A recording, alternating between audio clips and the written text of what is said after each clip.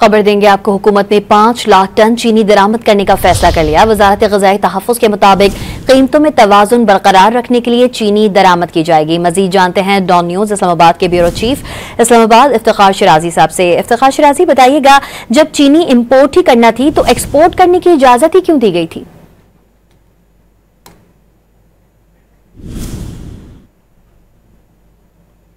हमारे नुमाइंदे ताहिर शिरानी हमारे साथ इस वक्त मौजूद हैं। हुकूमत ने 5 लाख टन चीनी दरामद करने का फैसला कर लिया। वजारत ग़िज़ाई तहफ़्फ़ुज़ के मुताबिक कीमतों में तवाज़ुन बरकरार रखने के लिए चीनी दरामद की जाएगी। हमारे नुमाइंदा ताहिर शिरानी इस वक्त हमारे साथ मौजूद हैं। ताहिर, बताइएगा, जब चीनी इम्पोर्ट ही करना थी तो फिर एक्सपोर्ट करने की इजाज़त क्यों दी गई थी?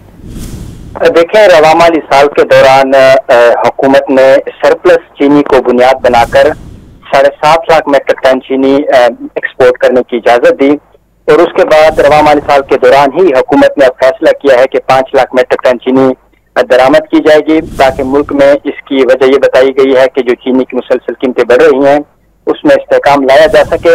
ये हुकूमत की फैसला साजी में फुकदान नजर आ रहा है, क्योंकि एक ही साल के दौरान चीनी एक्सपोर्ट करने की इजाजत दी जाती है और उसी दौरान चीनी दोबारा दरामद करने का फैसला होता है। वजारत फूड सिक्योरिटी की जानिब से जो एलानिया जारी किया गया है उसमें यह कहा गया है कि 5 लाख मेट्रिक टन चीनी दरामद करने का फैसला हुआ है। डीरेगुलेशन पॉलिसी के तहत ज़राए अजनास को दरामद और उनकी कीमतों पर उतार चढ़ाव मार्केट फोर्सेस के मुताबिक होता है। एलानिया के मुताबिक गुज़श्ता सीजन में चीनी वाफर ज़खायर मौजूद होने की वजह से बरामद की गई थी। हुकूमत ने 5 लाख टन चीनी दरामद करने का फैसला कर लिया है। ताहिर शिरानी अपडेट कर रहे थे। आपका शुक्रिया।